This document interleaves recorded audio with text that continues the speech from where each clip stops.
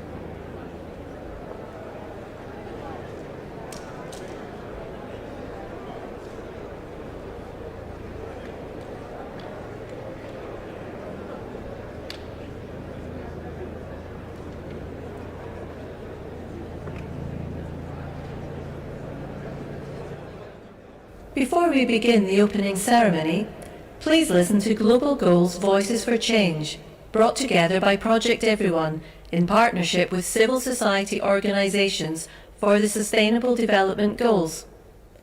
These voices will be accompanied by portraits from the artist JR's Inside Out project, submitted by people from around the world calling for action on climate.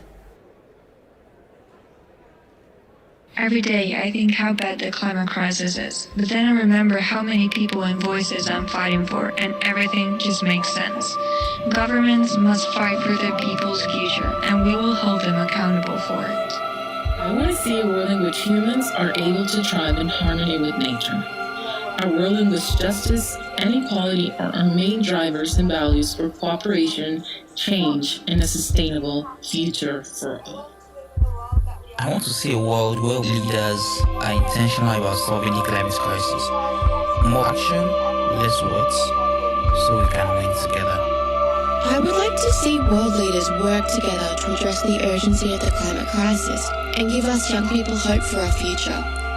I want to see a world where sustainability isn't the exception, but it's the norm. Net zero emissions by 2050. Action now. I want to see a world where renewable energy becomes number one and fossil fuel production becomes a thing of the past. I want to see the relaunch of political ambition, more ambitious NDCs, and a full consideration of the latest IPCC report in the negotiations of COP26. We need large corporations to be responsible for their product, because even though every single one of us being sustainable on our daily behavior, there's still the main problem. I want a clean and safe planet to live and a sustainable life.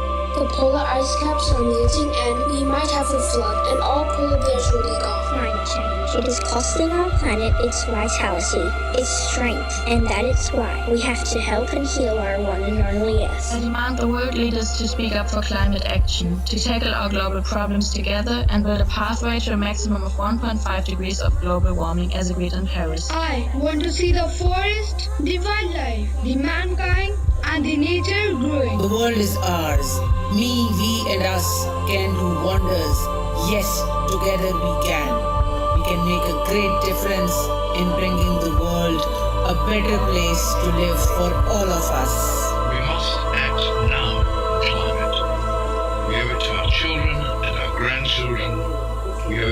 life on Earth. We have no choice but to act. I'd like to live in a world where people actually take action. We only have one Earth, so let's stop destroying it. I want to grow up in a world without climate change. Understand the importance of nature, as nature has helped us all. It provides us everything that we need, like fruits, vegetable, oxygen. So please be supportive. I want to see a world where humans learn to coexist with nature and respect it. A world where the environment thrives and the future of the next generations is promised and limitless. The climate crisis is affecting everyone around the world. Everyone has had a hand in starting it, so everyone must work together to stop it. The world is changing day by day. Hear this message, no more delay. Before the world becomes black and grey, we're smart about replacing nature with buildings. Everything that is going to help us mitigate climate change is exactly what is going to improve our lives. We already have all the solutions to the crisis. We just need to implement them. The Amazon is calling for our help, and we need to build bridges and not walls, so we can build together a better future for everyone, not leaving anyone behind. I would like to live in a world where every young person feels like they can be part of creating positive change, because only together can we create the change we wish to see.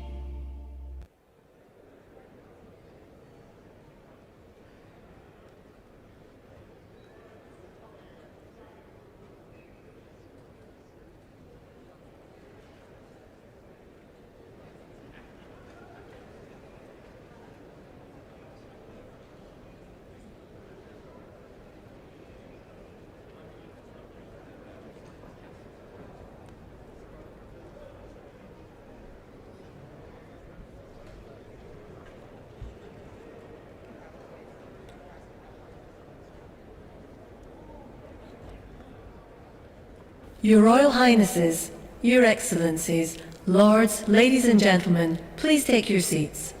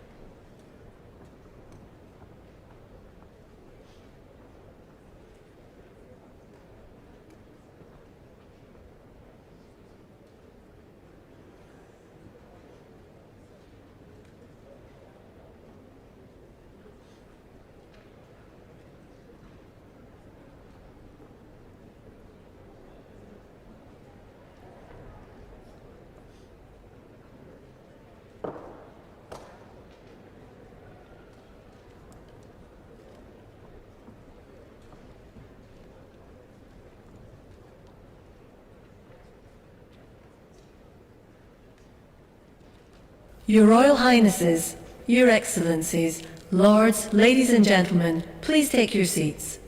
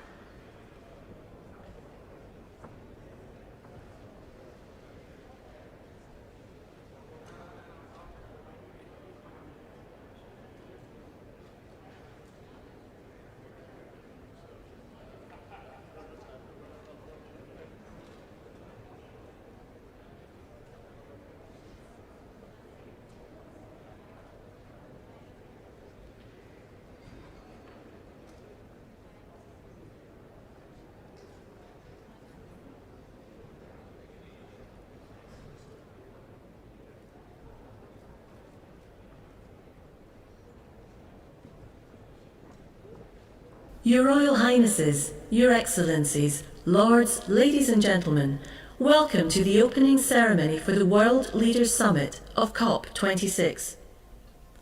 Please welcome Scottish small piper Brianna Fruean from the Isle of Skye, performing her own arrangement of the traditional melodies An Lamris and Harris dance.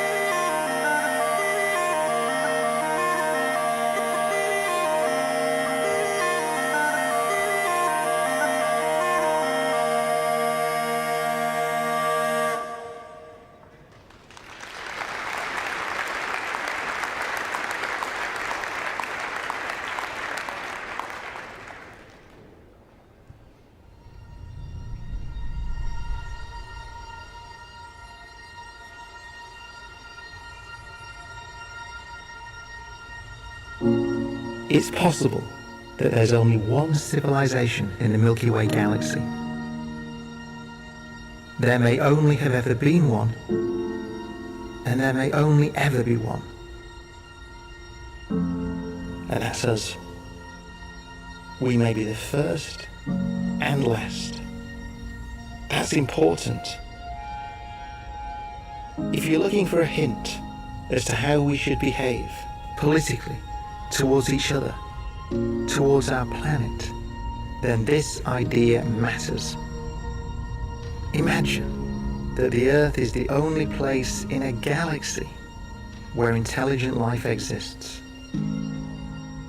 The only place where collections of atoms as old as time have come together into improbable patterns that can think and feel and bring meaning to an otherwise meaningless universe.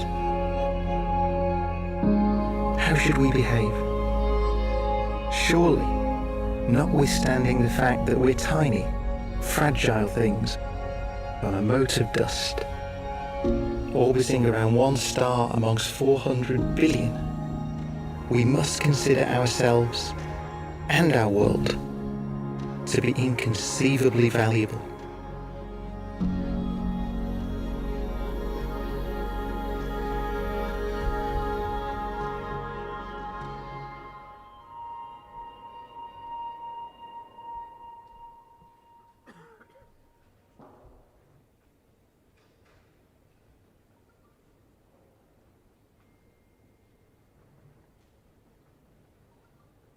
With her poem written for COP26, we are joined by writer, performer and storyteller Yersa Daly Ward.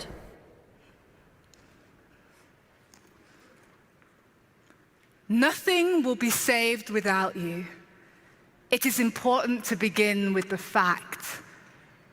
This is your invitation to lead with light. You were born to be creators of the ground entrusted, yesterday's beneficiaries, inheritors of land, air, time. Now is all we have left, holding the world in our hands, with the most inconvenient truth to honor the earth, land, sky. Our day is older than it used to be, but not yet gone. The day is dimming and still not done. Come, leading lights. We were born to be creators of the possible future. The truth will not leave without you, heavy though it may be. The staggering state of play is leaning upon you. The hour that you stand in is goldening, already coppering, already fire. Ancestors of tomorrow, this is an intervention. Earth is talking to you today, and Earth has plenty to say.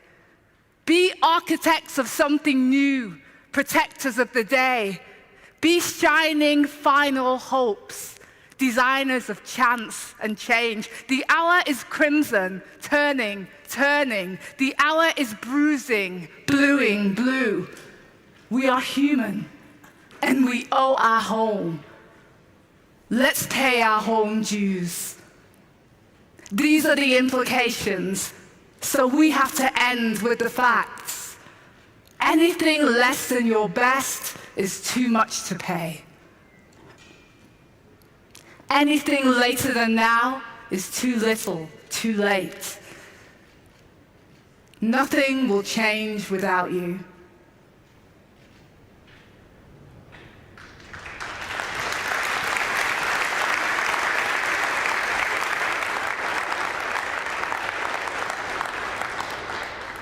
Please welcome the Prime Minister of the United Kingdom, Boris Johnson.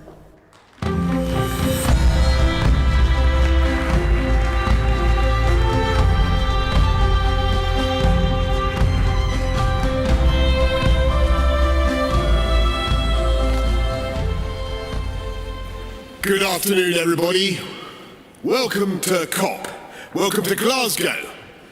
And to Scotland, whose most globally famous fictional son is almost certainly a man called James Bond, who generally comes to the climax of his highly lucrative films strapped to a doomsday device, desperately trying to work out which coloured wire to pull to turn it off, while a red digital clock ticks down remorselessly to a detonation that will end human life as we know it. And we are in roughly the same position, my fellow global leaders, as James Bond today.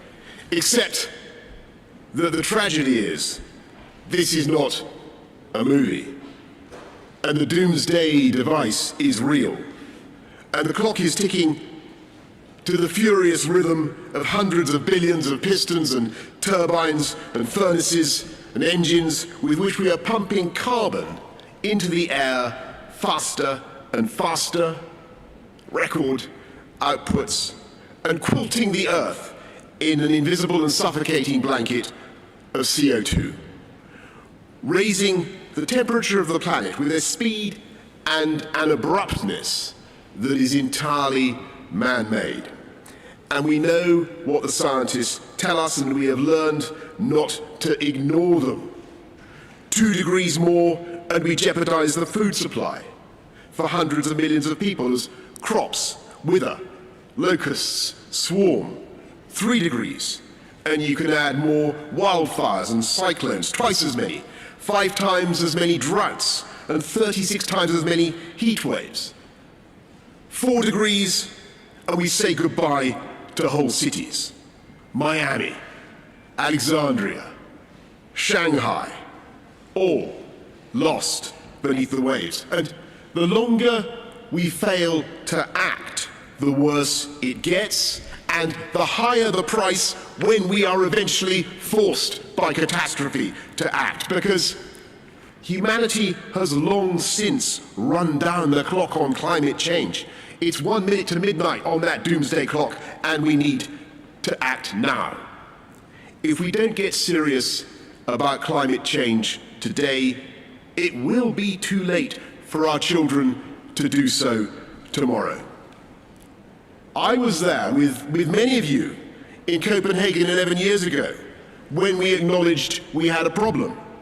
I was there in Paris 6 years ago when we agreed to net zero and to try to restrain the rise in the temperature of the planet to 1.5 degrees. And all those promises will be nothing but blah, blah, blah, to coin a phrase. And the anger and the impatience of the world will be uncontainable unless we make this COP26 in Glasgow the moment when we get real about climate change. And we can. We can get real on coal, cars, cash, and trees. We have the technology to deactivate that ticking doomsday device, not all at once. I'm afraid it's too late for that. But one by one, and with ever greater speed and efficiency, we can begin to close down those billions of hydrocarbon combustion chambers that you find currently in every corner of the planet. We can phase out the use of cars with hydrocarbon internal combustion engines. By 2035, we can do that. We in the UK are leading by ending new sales by 2030. We can end the use of coal-fired power stations. We can do it by 2040 in the developing world, 2030 in the richer nations. We can plant hundreds of millions of trees, 1 trillion. It's not technologically difficult. And halt and reverse deforestation by 2030. Not just because it's a spiritually uplifting and beautiful thing to do, but because that is the way to restore the balance of nature and to fix carbon in the air. And as we look at the green industrial revolution that's now needed around the world, we in the developed world must recognize the special responsibility we have to help everybody else to do it. Because it was here in Glasgow 250 years ago that James Watt came up with a machine that was powered by steam, that was produced by burning coal. And yes, my friends, we brought you to the very place where the doomsday machine began to tick. And even though for 200 years the industrialized countries were in complete ignorance of the problem that they were creating, we now have a duty to find those funds. $100 billion a year that was promised in Paris by 2020, but which we won't deliver until 2023, to help the rest of the world to move to green technology. But we cannot and will not succeed by government spending alone. We in this room can deploy hundreds of billions, no question. But the market has hundreds of trillions, and the task now is to work together to help our friends to decarbonize, using our funds, the funds we have in development assistance, and working with all the multilateral development banks so that in the key countries that need to make progress, we can jointly identify the projects that we can help to de-risk so that the private sector money can come in just the same way that it was the private sector that enabled the UK to end our dependence on coal, become the Saudi Arabia of wind. We have the technology. We can find the finance, and we must. And the question for us all today is whether we have the will. And my fellow leaders, as I look around this room, I don't want to put too fine a point on it, but we all talk about what we're going to do in 2050 or 2060. I don't think it will escape the notice of the crowds of young people outside, the billions who are watching around the world, half of the population of the world under 30, that the average age of this conclave of world leaders, I'm afraid to say, is over 60. Now, I fully intend to be alive in 2060. I will be a mere 94 years old, even if I'm not still in Downing Street. But, no. But the children who will judge us are children not yet born, and their children. And we are now coming center stage before a vast and uncountable audience of posterity, and we mustn't fluff our lines or miss our cue, because if we fail, they will not forgive us. They will know that Glasgow was the historic turning point when history failed to turn. They will judge us with bitterness and with a resentment that eclipses any of the climate activists of today. And they will be right. COP26 will not and cannot be the end of the story on climate change. Even if this conference ends with binding global commitments for game-changing, real-world action, 2 weeks from now, smokestacks will still belch in industrial heartlands. Cows will still belch in their pastures, even if some brilliant Kiwi scientists are teaching them how to be more polite. Cars, powered by petrol and diesel, will still choke congested roads in the world's great cities. No one conference could ever change that. If summits alone solved climate change, then we wouldn't have needed 25 previous COP summits to get where we are today. But while COP26 will not be the end of climate change, it can and it must mark the beginning of the end. In the years since Paris, the world has slowly and with great effort and pain built a lifeboat for humanity. And now is the time to give that lifeboat a mighty shove into the water, like some great liner rolling down the slipways of the Clyde. Take a sextant sighting on 1.5 degrees and set off on a journey to a cleaner, greener future. So let us therefore, in the next days, devote ourselves to this extraordinary task, so that we not only continue with a program that is of green industrial revolution that is already creating millions of high-wage, high-skilled jobs in power and technology, taking our economies forward. Let us also do enough to save our planet and our way of life. And as we work, let us think about those billions of beady eyes that are watching us around the world, increasingly edgy and disenchanted. And let us think of the billions more of the unborn, whose anger will be all the greater if we fail. We cannot let them down. We have the ideas, we have the technology, we have the bankers, we have the corporations and the NGOs, we have the interpreters, we have the meeting rooms. If all else fails, we have the unbeatable hospitality and refreshment of Glasgow. We may not feel much like James Bond, not all of us necessarily look like James Bond, but we have the opportunity and we have the duty to make this summit the moment when humanity finally began, and I stress began, to defuse that bomb, and to make this the moment when we began irrefutably to turn the tide and to begin the fight back against climate change.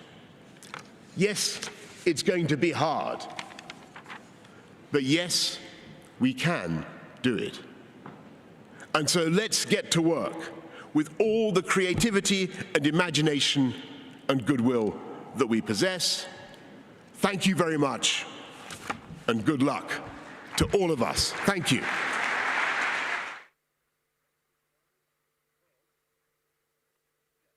Bringing voices from Earth into COP26, please welcome climate campaigner Brianna Fruean.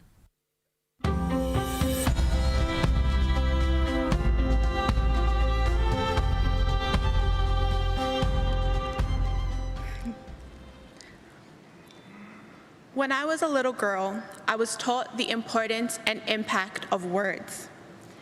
In my culture, in Samoa, there's a proverb that goes, "E pala ma'a ai le pala upu," It means that even stones decay, but words remain. A lesson in knowing how words can be wielded, how text can change everything, how each word you use is weighted, how switching one word or number could reframe worlds, how climate action can be vastly different from climate justice, how 2 degrees could mean the end and 1.5 could mean a fighting chance.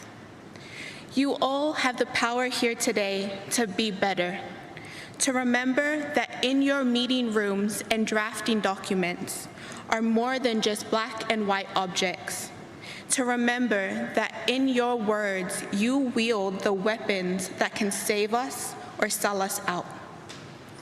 I don't need to remind you the reality of vulnerable communities. If you're here today, you know what climate change is doing to us. You don't need my pain or my tears to know that we're in a crisis. The real question is whether you have the political will to do the right thing, to wield the right words, and to follow it up with long overdue action.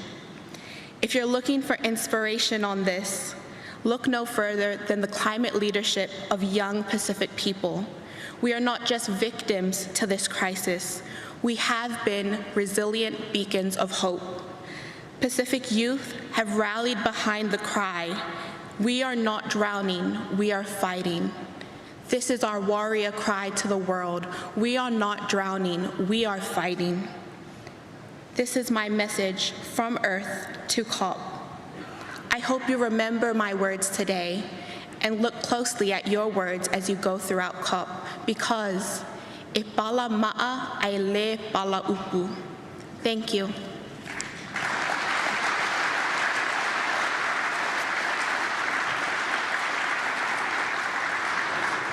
Now please welcome to the stage Chai Sudoi.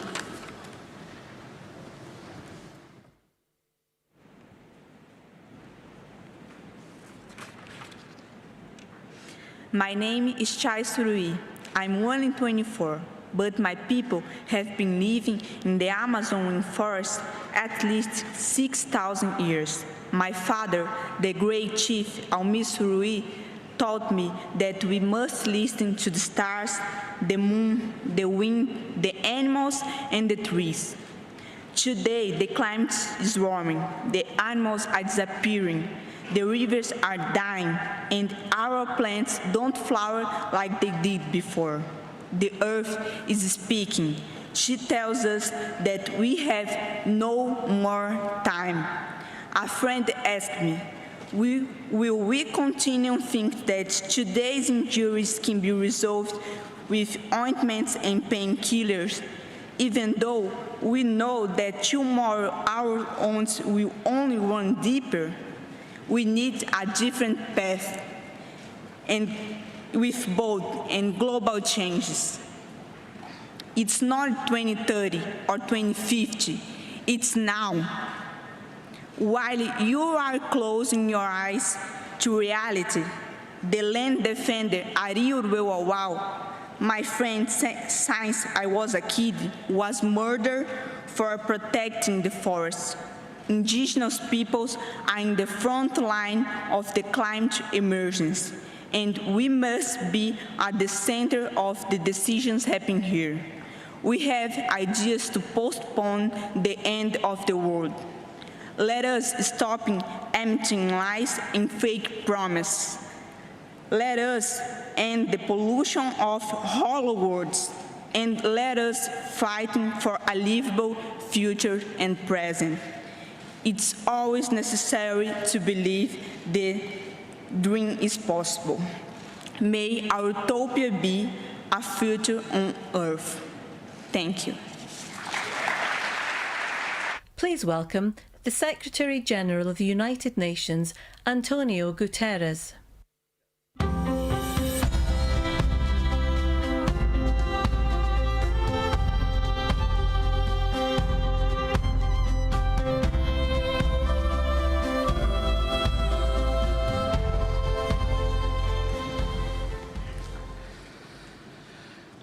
Dear Prime Minister Boris Johnson, I want to thank you and to thank COP President Alok Sharma for your hospitality, your leadership and your tireless efforts in the preparation of this COP.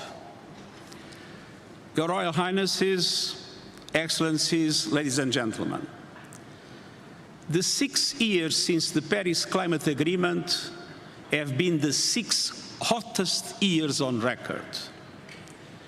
Our addiction to fossil fuels is pushing humanity to the brink.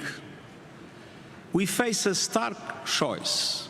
Either we stop it or it stops us.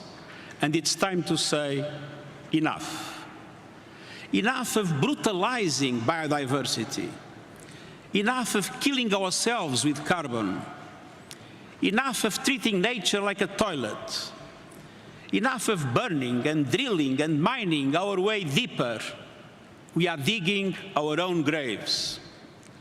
Our planet is changing before our eyes, from the ocean depths to mountain tops, from melting glaciers to relentless extreme weather events. Sea level rise is double the rate it was 30 years ago. Oceans are hotter than ever and getting warmer faster. Parts of the Amazon rainforest now emit more carbon than they absorb. Recent climate action announcements might give the impression that we are on track to turn things around. This is an illusion. The last published report on national determined contributions showed that they would still condemn the world to a calamitous 2.7-degree increase. And even if the recent pledges were clear and credible, and there are serious questions about some of them, we are still careening towards climate catastrophe. Even in the best-case scenario, temperatures will rise well above 2 degrees. So, as we open this much-anticipated climate conference, we are still heading for climate disaster.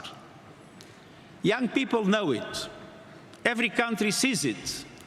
Small island developing states and other vulnerable ones live it. And for them, failure is not an option. Failure is a death sentence. Excellencies, we face a moment of truth. We are fast approaching tipping points that will trigger escalating feedback loops of global heating. But investing in the net zero climate resilient economy will create feedback loops of its own, virtuous circles of sustainable growth, jobs, and opportunity. We have progress to build upon. A number of countries have made credible commitments to net zero emissions by mid-century. Many have pulled the plug on international financing of coal. Over 700 cities are leading the way to carbon neutrality, and the private sector is waking up. The Net Zero Asset Owners Alliance, the gold standard for credible commitments and transparent targets, is managing $10 trillion in assets and catalyzing change across industries. The Climate Action Army, led by young people, is unstoppable. They are larger, they are louder, and I assure you, they are not going away, and I stand with them. Excellencies, the science is clear. We know what to do. First, we must keep the goal of 1.5 degrees Celsius alive.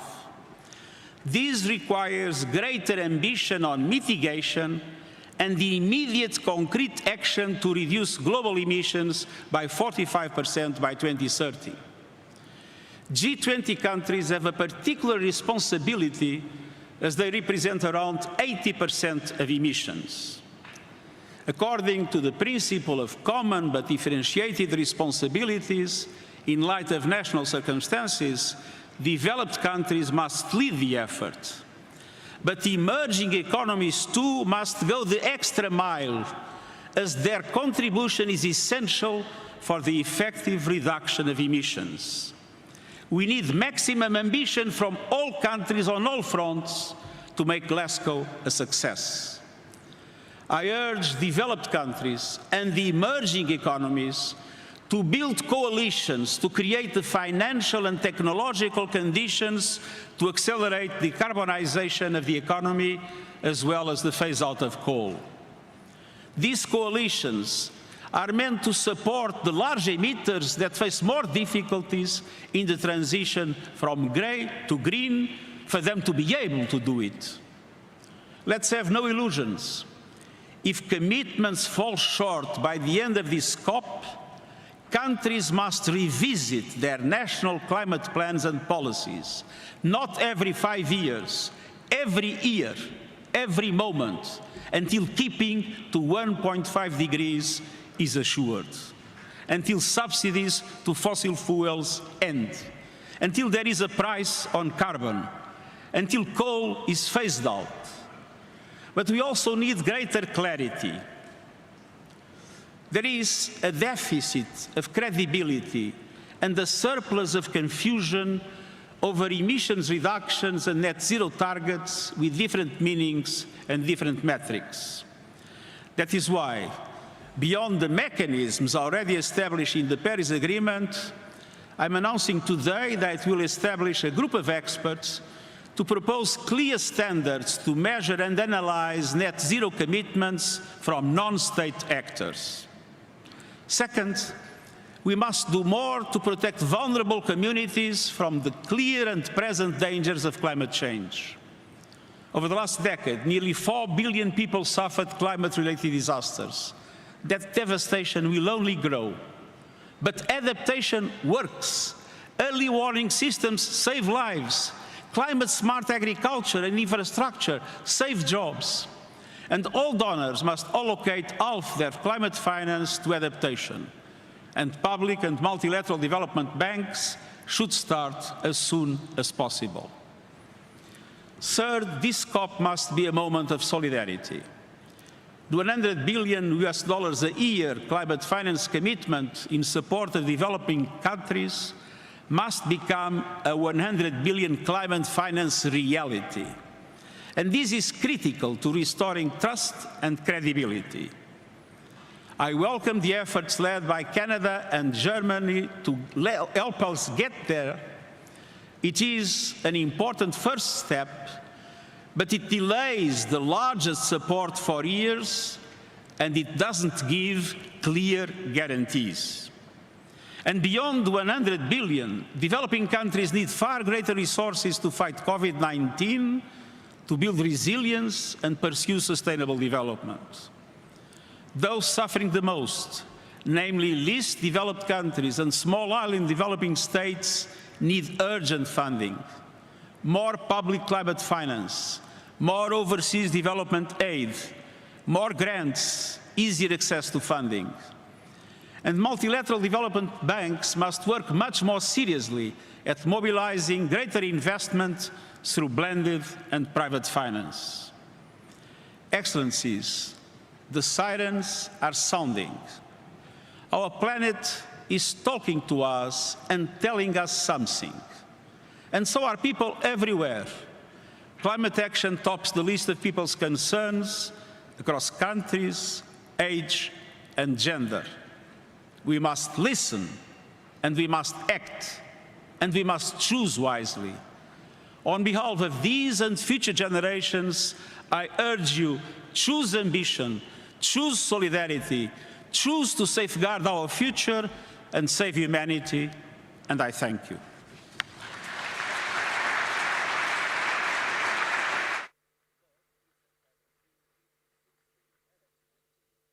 There will now be a short film, a message from our planet to all of us, Earth to COP.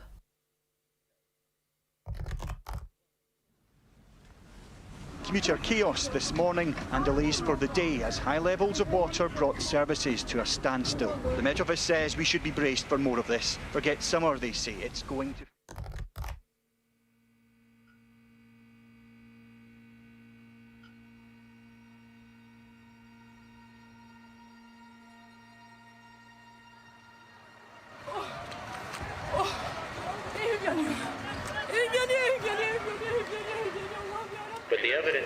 record now is becoming clearer and clearer. No longer assume the temperature of the world is stable. более 70 лет, но все еще загрязненность воздуха остается основной. And for the average American, that carbon footprint is about 16 tons of carbon emissions. What about COP26? What is COP? The potential threats to the surrounding natural environment. You can see the ocean becoming more acid of what the UN is calling the world's first climate change famine. 記録的な暑さだとか、あとは危険な暑さだっていう。 Periods of early frost, the frequency of hurricanes. If the scientists are correct in their fears and predictions, It's a sure sign of climate change. I'm sorry. No, don't be sorry. And that's because the more we take, the less there is for future generations.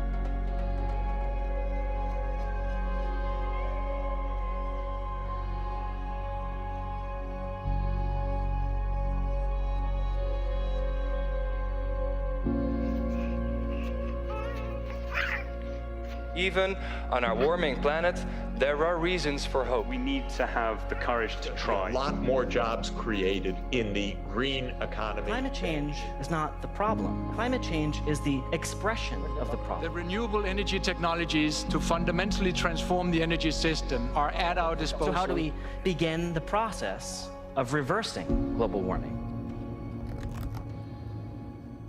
Oh my God, the storm. We need innovation, and this kind of innovation. I'm really glad people are starting to buy electric cars and launched the largest tree plantation campaign. It is now cheaper to build offshore wind farms. To develop a climate-altering crop. By continually reinvesting in our grassland, we are locking down more nitrogen. This is a critical moment that we cannot not be part of. Enormous opportunity in agriculture. We can become stubborn optimists. COP26 is one of the most important diplomatic gatherings in history. But humanity already knows what to do. We can't do it overnight, but we can set that end date. We've got a long way to go. But there is momentum. Roll up your sleeves and do it.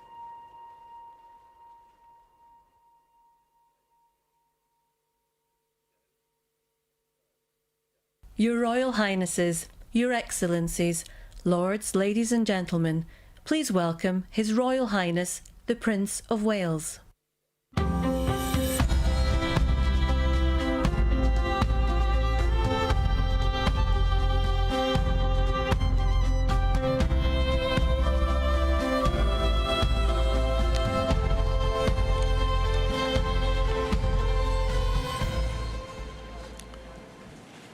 Your Excellencies, ladies and gentlemen, the COVID-19 pandemic has shown us just how devastating a global cross-border threat can be. Climate change and biodiversity loss are no different. In fact, they pose an even greater existential threat, to the extent that we have to put ourselves on what might be called a warlike footing. Having myself had the opportunity of consulting many of you over these past 18 months, I know you all carry a heavy burden on your shoulders, and you do not need me to tell you that the eyes and hopes of the world are upon you, to act with all dispatch and decisively, because time has quite literally run out. The recent IPCC report gave us a clear diagnosis of the scale of the problem. We know what we must do. With a growing global population creating ever-increasing demand on the planet's finite resources, we have to reduce emissions urgently and take action to tackle the carbon already in the atmosphere, including from coal-fired power stations. Putting a value on carbon, thus making carbon capture solutions more economical, is therefore absolutely critical. Similarly, after billions of years of evolution, nature is our best teacher. In this regard, restoring natural capital, accelerating nature-based solutions, and leveraging the circular bioeconomy will be vital to our efforts. As we tackle this crisis, our efforts cannot be a series of independent initiatives running in parallel. The scale and scope of the threat we face call for a global systems-level solution based on radically transforming our current fossil fuel-based economy to one that is genuinely renewable and sustainable. So, ladies and gentlemen, my plea today is for countries to come together to create the environment that enables every sector of industry to take the action required. We know this will take trillions, not billions of dollars. We also know that countries, many of whom are burdened by growing levels of debt, simply cannot afford to go green. Here we need a vast military-style campaign to marshal the strength of the global private sector. With trillions at its disposal, far beyond global GDP, and with the greatest respect, beyond even the governments of the world's leaders, it offers the only real prospect of achieving fundamental economic transition.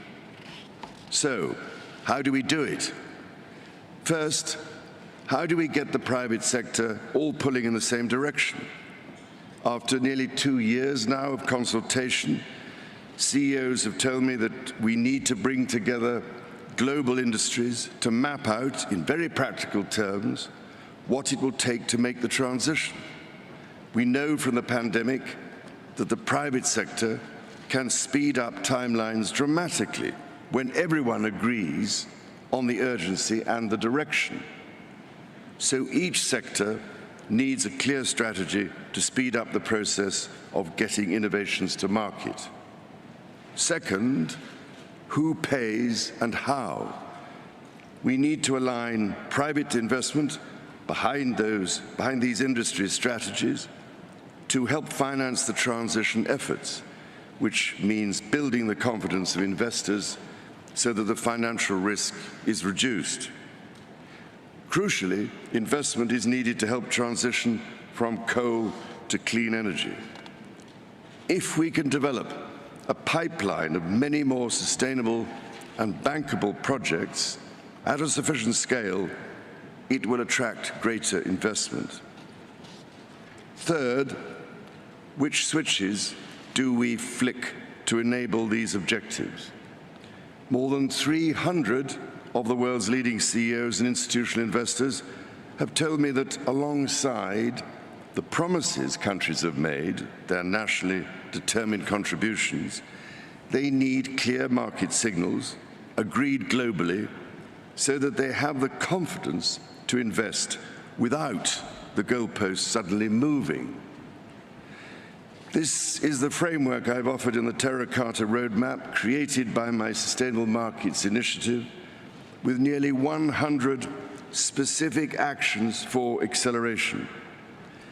Together, we are working to drive trillions of dollars in support of transition across 10 of the most emitting and polluting industries. They include energy, agriculture, transportation, health systems, and fashion. The reality of today's global supply chains means that industry transition will affect every country and every producer in the world. There is absolutely no doubt in my mind that the private sector is ready to play its part and to work with governments to find a way forward. Your Excellencies, ladies and gentlemen, many of your countries I know are already feeling the devastating impact of climate change through ever-increasing droughts, mudslides, floods, hurricanes, cyclones and wildfires, as we've just seen on that terrifying film.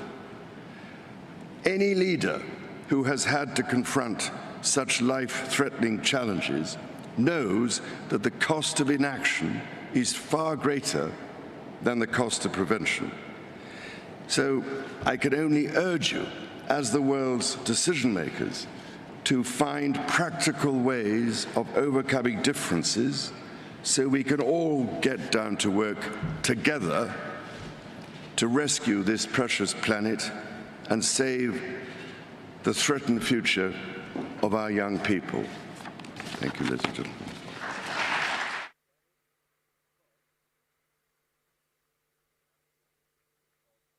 Please welcome the COP26 People's Advocate, who has dedicated his lifetime to highlighting the beauty of the natural world, Sir David Attenborough.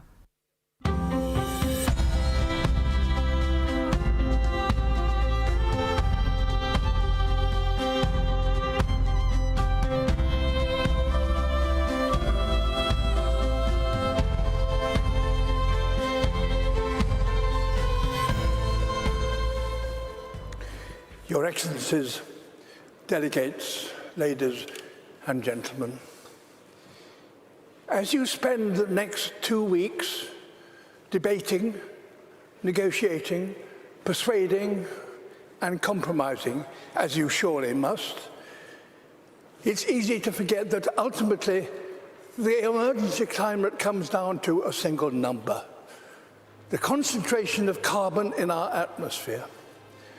The measure that greatly determines global temperature. And the changes in that one number is the clearest way to chart our own story, for it defines our relationship with our world. For much of humanity's ancient history, that number bounced wildly between 180 and 300. And so too did global temperatures. It was a brutal and unpredictable world. At times, our ancestors existed only in tiny numbers. But just over 10,000 years ago, that number suddenly stabilized, and with it, Earth's climate. We found ourselves in an unusually benign period, with predictable seasons and reliable weather. For the first time, civilization was possible, and we wasted no time in taking advantage of that. Everything we've achieved in the last 10,000 years was enabled by the stability during this time. The global temperature has not wavered over this period by more than plus or minus 1 degree Celsius. Until now. Our burning of fossil fuels, our destruction of nature, our approach to industry, construction and learning are releasing carbon into the atmosphere at an unprecedented pace and scale.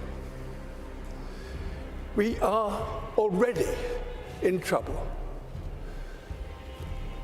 The stability we all depend on is breaking. This story is one of inequality as well as instability. Today, those who've done the least to cause this problem are being the hardest hit. Ultimately, all of us will feel the impact, some of which are now unavoidable.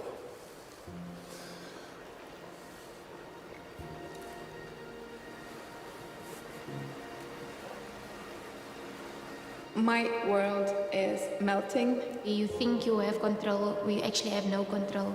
I'm absolutely terrified to bring a child to this world. Is this how our story is due to end?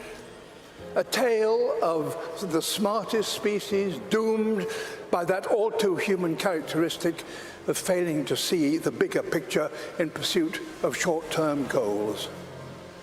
Perhaps the fact that the people most affected by climate change are no longer some imagined future generation, but young people alive today, perhaps that will give us the impetus we need to rewrite our story, to turn this tragedy into a triumph. We are, after all, the greatest problem solvers to have ever existed on Earth. We now understand this problem. We know how to stop the number rising and put it in reverse. We must have carbon emissions, halt them this decade.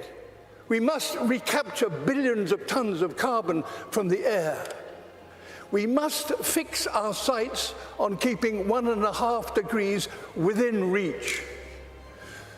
A new industrial revolution, powered by millions of sustainable innovations, is essential and is indeed already beginning.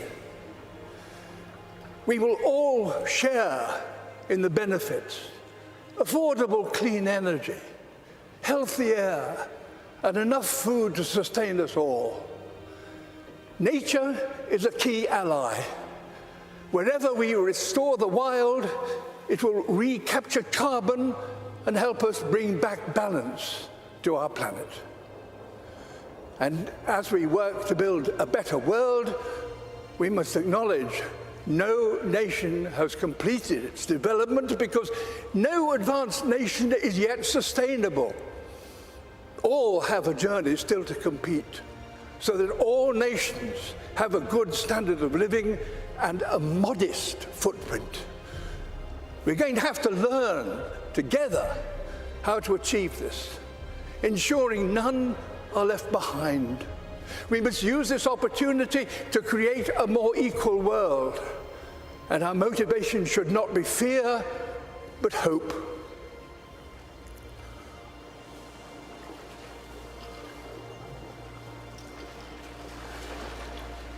Can we fix climate problem in one generation? My answer would be yes, we have to. We need to not just to talk about what we can do, but to do what we can. This is a challenge that we should try to solve in a quick way with a long-term vision. It comes down to this: the people alive now are the generation to come. Will look at this conference and consider one thing: did that number stop rising and start to drop as a result of commitments made here? There's every reason to believe that the answer can be yes. If working apart, we are force powerful enough to destabilize our planet, surely working together, we are powerful enough to save it. In my lifetime, I've witnessed a terrible decline. In yours, you could and should witness a wonderful recovery. That desperate hope, ladies and gentlemen, delegates, excellency, is why the world is looking to you and why you are here. Thank you.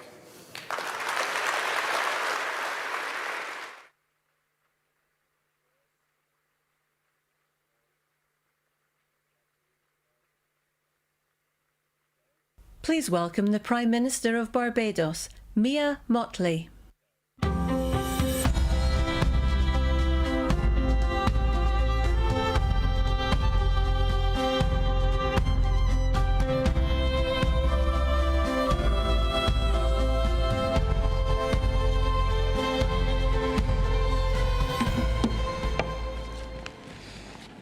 Your Royal Highness, Excellencies, distinguished guests, ladies and gentlemen, the pandemic has taught us that national solutions to global problems do not work.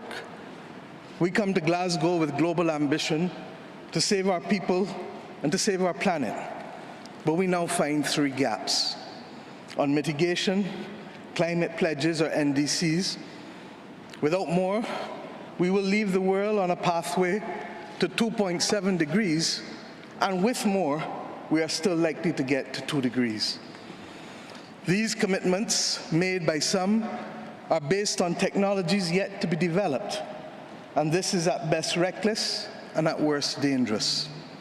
On finance, we are $20 billion short of the $100 billion, and this commitment, even then, might only be met in 2023. On adaptation, adaptation finance remains only at 25%, not the 50-50 split that was promised nor needed given the warming that is already taking place on this earth. Climate finance to frontline small island developing states declined by 25% in 2019. Failure to provide the critical finance and that of loss and damage is measured, my friends, in lives and livelihoods in our communities. This is immoral and it is unjust. If Glasgow is to deliver on the promises of Paris, it must close these three gaps. So I ask to you, what must we say to our people living on the front line in the Caribbean, in Africa, in Latin America, in the Pacific, when both ambition and regrettably some of the needed faces at Glasgow are not present? What excuse should we give for the failure? In the words of that Caribbean icon, Eddie Grant, will they mourn us on the front line? When will we, as world leaders across the world, address the pressing issues that are truly causing our people angst and worry, whether it is climate or whether it is vaccines? Simply put, when will leaders lead? Our people are watching, and our people are taking note. And are we really going to leave Scotland without the resolve and the ambition that is sorely needed to save lives and to save our planet?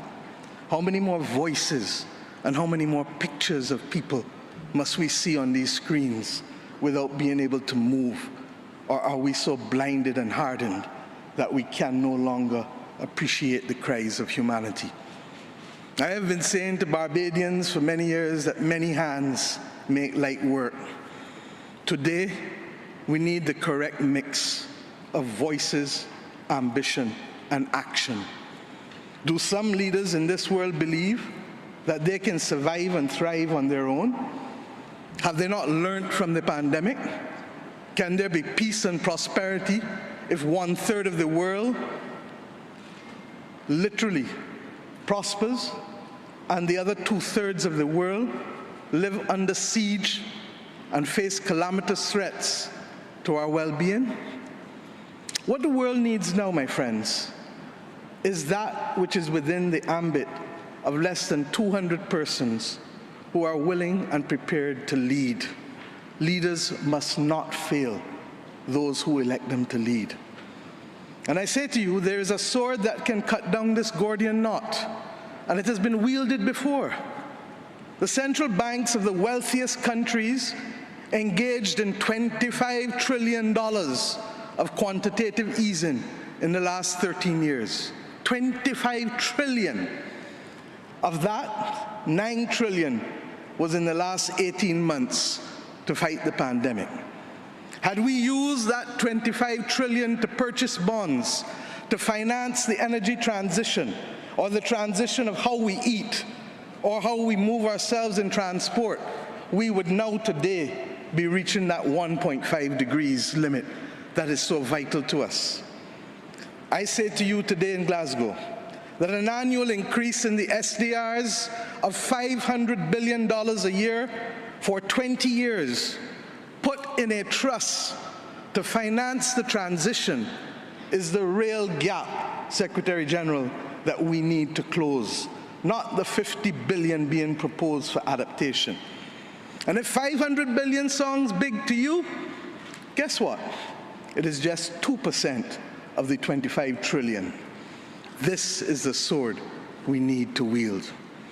Our excitement 1 hour into this event is far less than it was 6 months ago leading up to this event. Can we, with those voices and these speeches from Sir David and others, find it within ourselves to get the resolve to bring Glasgow back on track? Or do we leave today believing that it was a failure before it starts? Our world, my friends, stands at a fork in the road, one no less significant than when the United Nations was formed in 1945. But then, the majority of our countries here did not exist. We exist now. The difference is we want to exist 100 years from now. And if our existence is to mean anything, then we must act in the interests of all of our people who are dependent on us. And if we don't, we will allow the path of greed and selfishness to sow the seeds of our common destruction. The leaders of today, not 2030, not 2050, must make this choice. It is in our hands, and our people and our planet need it more than ever. We can work with who is ready to go, because the train is ready to leave. And those who are not yet ready, we need to continue to ring circle and to remind them that their people, not our people, but their citizens, need them to get on board as soon as possible. Code red to the G7 countries. Code red to the G20. Earth to COP, that's what it said. Earth to COP. For those who have eyes to see, for those who have ears to listen, and for those who have a heart to feel, 1.5 is what we need to survive. 2 degrees, yes, SG, is a death sentence for the people of Antigua and Barbuda, for the people of the Maldives, for the people of Dominica and Fiji, for the people of Kenya and Mozambique, and yes, for the people of Samoa and Barbados.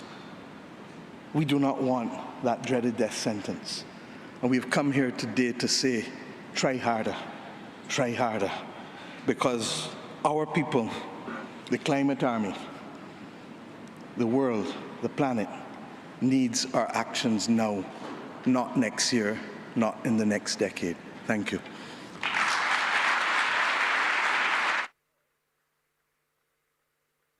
Bringing their message from their countries to COP, we will now hear from climate campaigners in Chile and Egypt.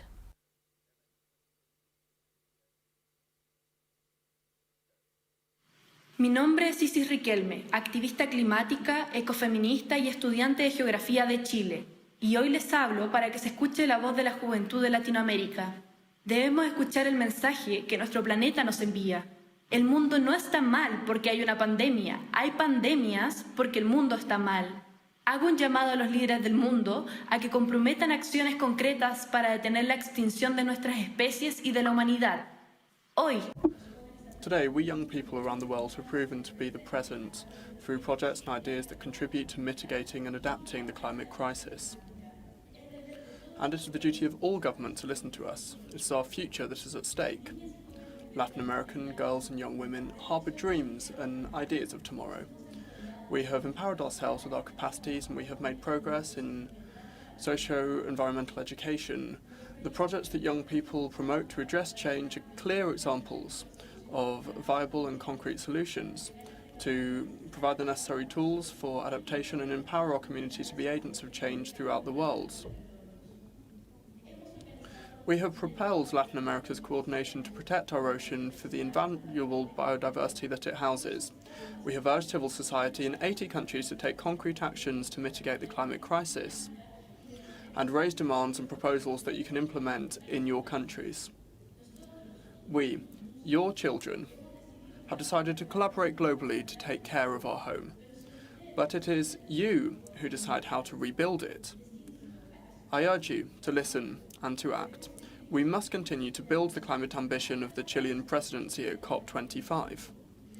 Work locally to implement globally. and take into account the knowledge of civil society. This is my message from Earth to COP. We ask you, please help us to guarantee a better future. Our lives and the lives of those who come are in your hands. What you decide at this conference will change the course of humanity. It is time to act. تحياتي أنا عبد الفتاح ندى ناشط في قضية التغير المناخي. I am Abdel Fattah Nada, climate activist. I speak from Egypt and convey a message on behalf of the youth of the Earth that is threatened by climate change day after day, minute after minute. Young activists from all over the world stand together to raise global public awareness of the dangers of climate change. Everyone must realize that tackling these problems is not a luxury, but they shape our destiny. Every individual decision we make every day will determine whether we harm the planet or give it another chance. Now is the time for all world leaders to build on our efforts and prioritize the public policies that will handle the climate crisis. I've spent the last 6 years working with local communities in the less privileged areas of Egypt by training young people and community leaders in social entrepreneurship models and economic empowerment through green initiatives. I've found that there are lots of opportunities to achieve economic empowerment through eco-friendly initiatives, despite the perception that less privileged areas would not prioritize climate issues. The youth in these areas have a lot of innovations to start their own green social businesses that could generate income and tackle climate change. This is my message from Earth to you, COP. I urge you, world leaders, to put green and circular economy at the top of your priorities. I believe that this could transform the mindsets and mainstream support to the crisis our Earth faces. The young people of Egypt are hopeful to host COP27 and welcome you to our country next year to showcase some credible examples of Egyptian youth's efforts. Imagine what we can achieve together if we set this as our collective mission. I thank you. 15% of the world's population have a disability. Here is a message on their behalf. My name is Eddie Ndopu. Today, I'm speaking to you on behalf of the world's largest minority, the 15% of people in the world who have a disability. But make no mistake, there is nothing minor about who we are. We are larger than life, but because of systemic exclusion and inequality, our power and brilliance is often ignored or diminished. As an ambassador for the We the 15 campaign, I am here to tell you that we refuse to be rendered invisible in the climate action conversation. The impact of climate change is disproportionate for disabled people around the world. The change that climate change is creating is no longer a debate about the future or what might happen, because it is happening. We are some of the planet's most vulnerable citizens and some of the most resilient. But Earth is equally vulnerable, and its resilience is not without limits. We are dangerously close to reaching those limits. In my home in South Africa, I see the impact of climate change on our communities, on our economy, on our ability to grow food, and even to survive. I see a generation growing up with fear in their hearts at what the future holds. On behalf of everyone, disabled and non-disabled all around the world, I call on you to commit to concrete actions to stop the destruction of this magnificent planet. This conference is one of the most important meetings in history. You have the chance to make decisions and reach agreements which will affect the lives of generations to come. You are in a position of extraordinary power.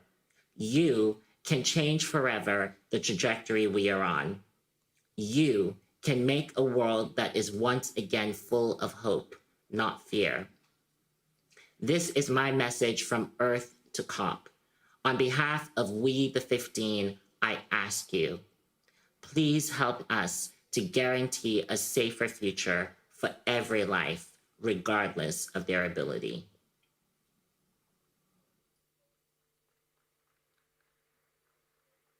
Please welcome the Prime Minister of Italy, Mario Draghi.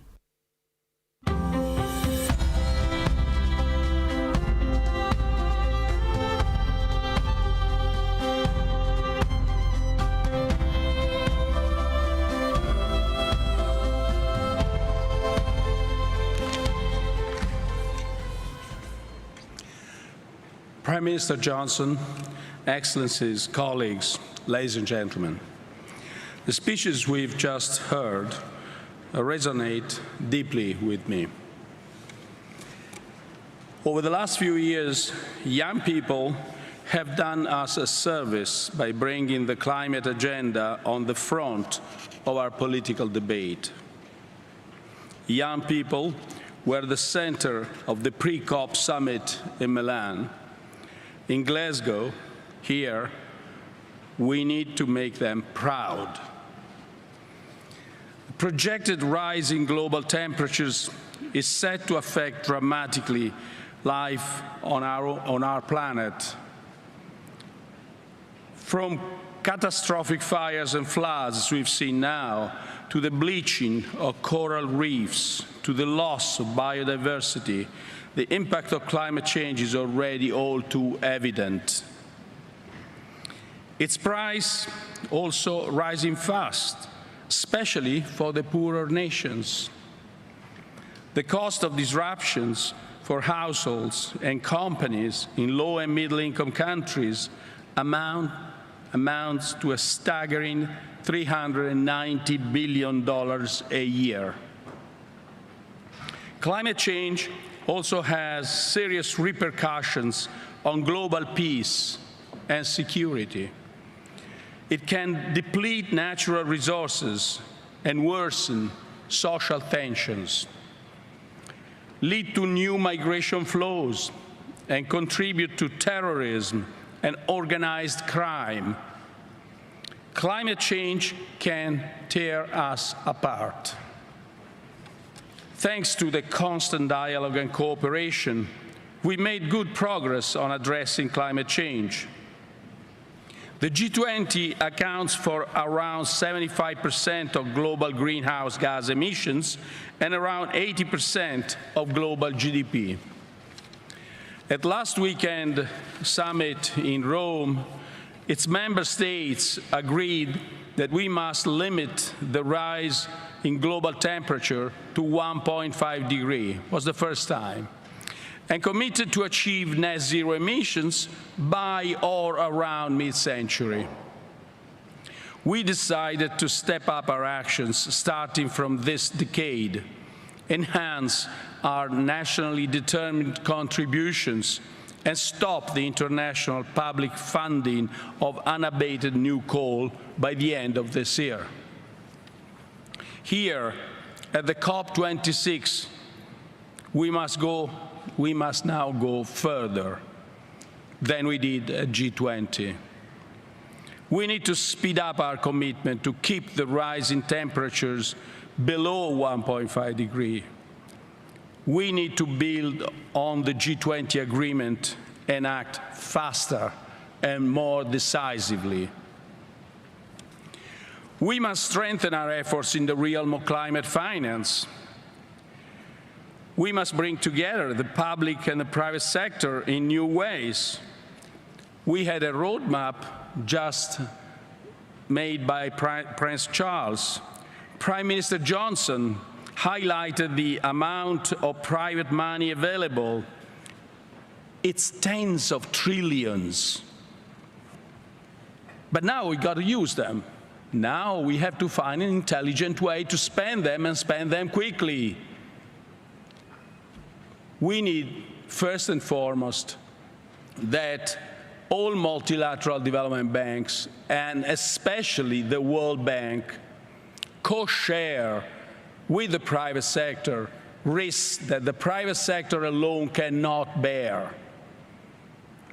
We need country-based platforms where the World Bank and other banks, multilateral development banks, can actually co-share and make all this money usable to a good effort. This is the first, in a sense, great news that Prime Minister Johnson gave us today. That money is not a concern if we want to use it well. This COP26 must be the start of a new momentum, a quantum leap in our fight against climate change. And our youth must be at the center of this process. We intend to turn the Youth for Climate event we held in Milan into a regular feature of all COPs. Future generations will judge us for what we achieve or fail to achieve. We must involve them, listen to them, and above all, learn from them. Thank you.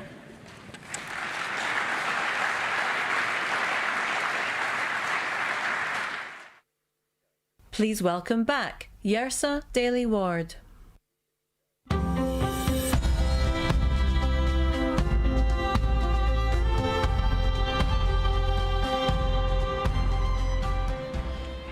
On Earth Day 2021, a competition was launched to give young people across the UK the opportunity to bring their voice to COP26.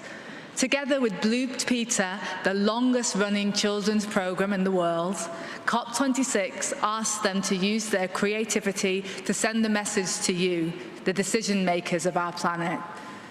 Thousands of children took part, and the film you're about to see brings to life the winning story written by Delphine, who has joined us here at the ceremony today. Delphine's story reminds us of what is so special about our world and why we should do everything in our power to protect our planet.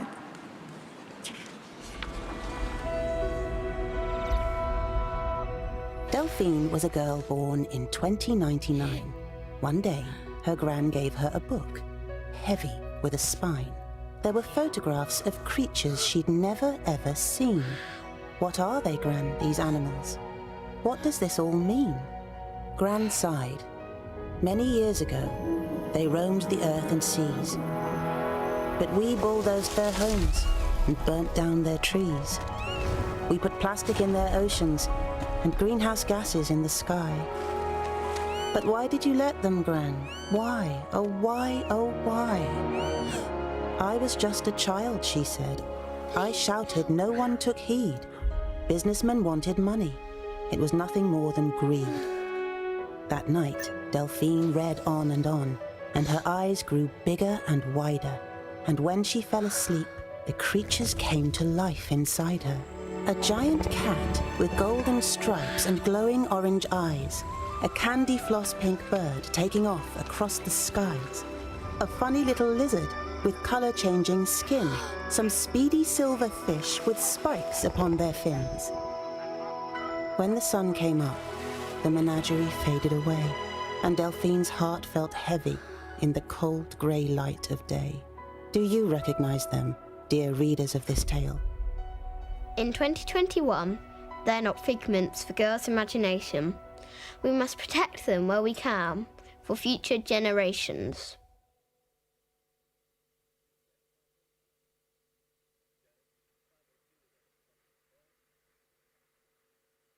To close the ceremony, please welcome climate and environmental activist Elizabeth Watuti.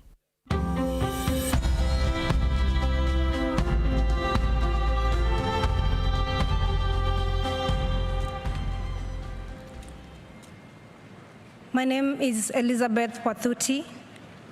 I am a youth climate activist from Kenya. I have done a lot of soul-searching about what to say here today.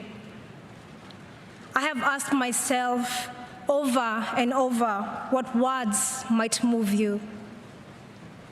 And then I realized that making my 4 minutes count does not rest solely on me. My truth will only land if you have the grace to fully listen. My story will only move you if you can open up your heart. I can urge you to act at the pace and scale necessary, but in the end, your will to act must come from deep within. I need to tell you what is happening in my home country. Right now, as we sit comfortably here in this conference center in Glasgow, over 2 million of my fellow Kenyans are facing climate-related starvation. in this past year, both of our rainy seasons have failed, and scientists say that it may be another 12 months before the waters return again. Meanwhile, our rivers are running dry, our harvests are failing, our storehouses stand empty, our animals and people are dying. I have seen with my own eyes 3 young children crying at the side of a dried up river after walking 12 miles with their mother to find water. Please open your hearts. This is not only happening in Kenya. Over the past few months, there have been deadly heat waves and wildfires in Algeria and devastating floods in Uganda and Nigeria. And there is more still to come. By 2025, in just 4 years' time, half of the world's population will be facing water scarcity. And by the time I'm 50, the climate crisis will have displaced 86 million people in sub-Saharan Africa alone. I would like you to join me in holding a moment of compassionate silence for the billions of people who are not here with us today, whose stories are not being heard, and whose suffering is not being felt.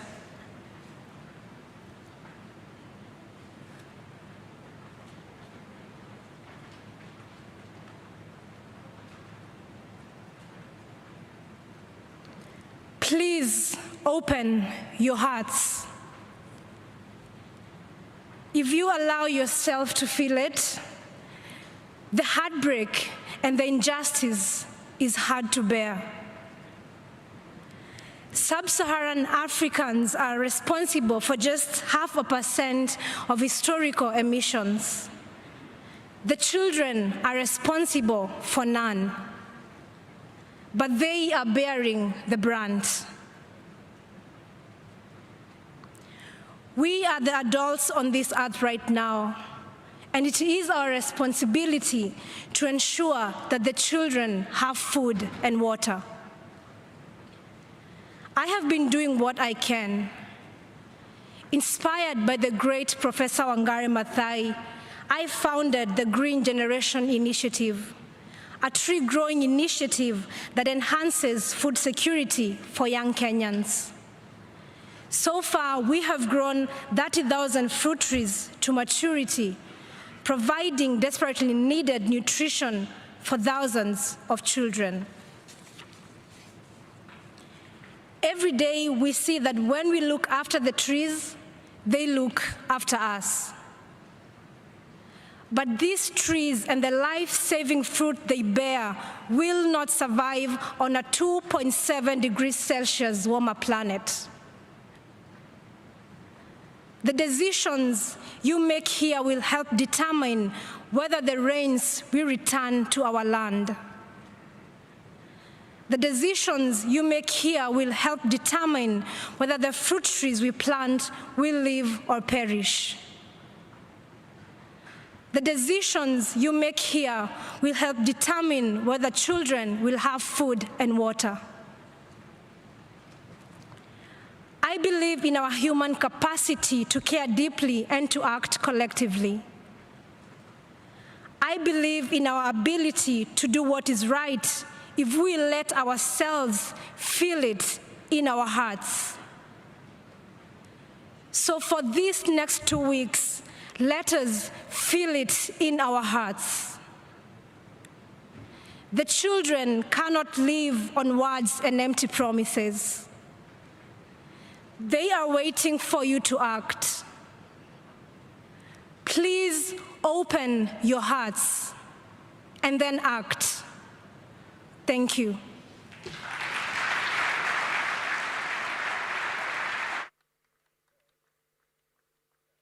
You have heard Earth's impassioned message to you all. Earth is calling for action this day. This has been Earth to COP.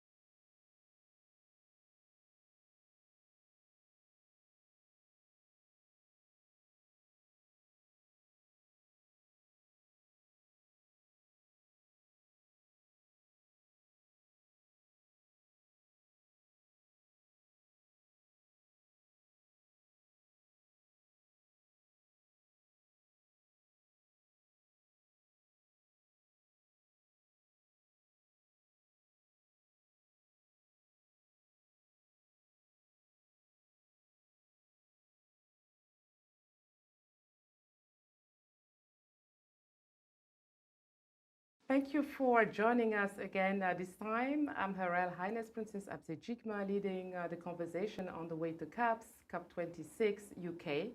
And it's a great honor, and we're fortunate today to have His Excellency Dr. Bastaki from the university, the president of the University of Dubai, a great mind, walking the talk, leading a world-class university. Not only that, but his personal input, paving the way for the youth. You will hear from him. Your Excellency, we're very happy to have you joining us from Dubai.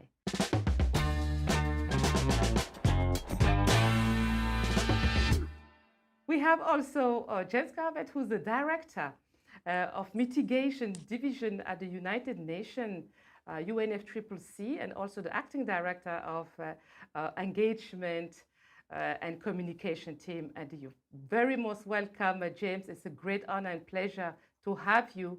We will really love to hear the inside of what you're doing, your tremendous work changing the world and the climate era. Partnership is very important, and we thank you so much for that. And our young leader from Doha, Nishad, how are you doing? Nishad Shafi from Doha, from Qatar, is joining us. Thank you for being with us today. It's a great, great pleasure to have you. I know the work that you're doing, mobilizing the youth, walking the talk as well, saying, hey, we the youth, we are in the driving seat. Thank you for that, and we really love to have you in this conversation.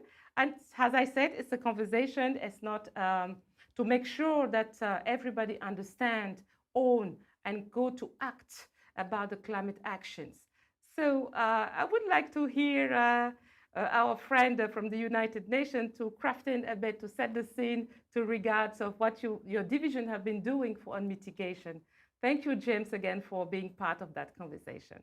Well, thank you, Princess Chigma, Dr. Bastaki, Mr. Shafi, Bouter, colleagues. It's great to be here today and have these conversations. So today I want to talk about the important topic of the integration of climate action in the curriculum, and say a bit about what we're doing in the UNFCCC. So climate education, the 6 elements of the Action for Climate Empowerment